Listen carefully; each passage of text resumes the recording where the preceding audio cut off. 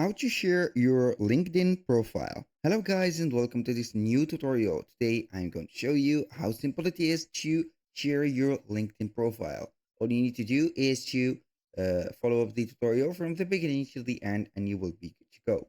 The first thing that you need to do is to head over linkedin.com. Create your profile if you don't have, and then you will see this platform.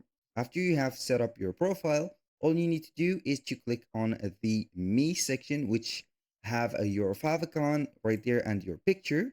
You're going to see here a button called view profile.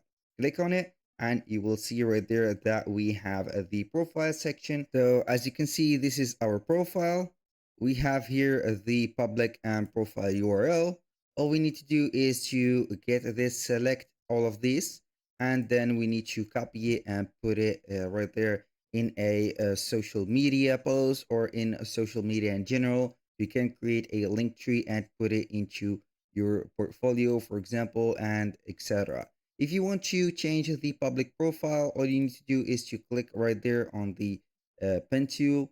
As you can see here, we have also edit your custom URL.